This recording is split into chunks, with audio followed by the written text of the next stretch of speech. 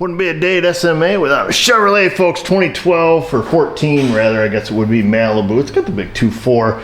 I just want to share a quick tip with you here. This car would come in with your classic P2645 for the variable valve lift or the rocker arm, solenoid, circuit code. Guy'd leave the car overnight, you'd bring it in and check it, and this thing tests perfect. A lot of mouse damage under the hood, so kind of suspicious of some wires, but here's just one little quick tip you can do. If you suspect the solenoid's failing, this works on all types of different solenoids, like the VVT solenoids on this, or in this case, a rocker arm solenoid. And I'll show you. This is just something you can kind of put in your arsenal. So these solenoids usually test out somewhere between 15 and 30 ohms. Get this where you guys can see it, hopefully. I'll just kind of tip her up there. You have to read it sideways, but I think you'll be able to see. Hopefully. Can you see that? Hopefully you can. So I'm going to go on the center terminal. So this is she's a twin solenoid, 3-wire. Center wire's the pin, ground side switch to the outer 2.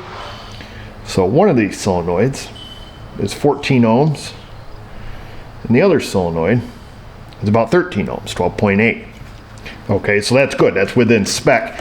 However, my suspicion is when you drive the car and operate it, this sits down, by the intake, and this eventually gets hot, and I believe it goes open circuited or higher resistance, sets the code, and it cools down. So needless to say, we're going to heat it up just a little bit. You don't have to get crazy, and then we're going to recheck it again. We just want to kind of heat up around these coils, just kind of simulate driving down the road, but in this case we don't have to work on a super hot engine. So we're just going to come around and heat these. If it's too hot to hang on to, you went too far. So about engine temperature, a couple hundred degrees here. Let's see. Yeah, that's pretty warm. That's pretty warm.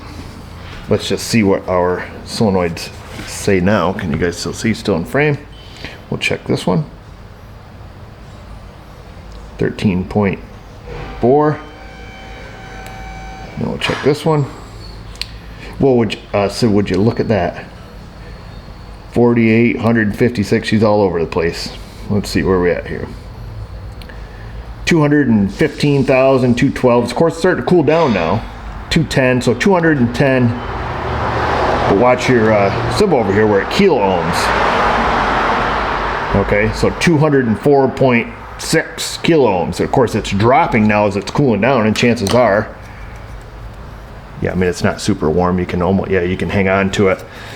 So anyhow, that's a great test if you suspect that you have solenoids going open circuited, other electrical components failing. Probably use something different than MAP gas. Use a heat gun. If you're going to use a little butane torch or something, use your noodle.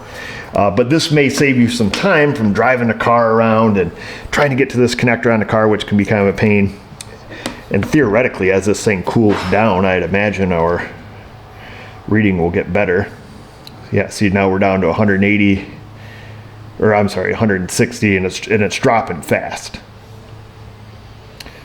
So this solenoid is affected by heat, and then this one here, the other half of this, is not 14 ohms, so that's good. And like I say, as this cooled down, it works. So we're cruising down into the 80 ohm range. 30, we're just about back to spec. 26, 25. So you can see how just a little bit of heat will affect solenoids.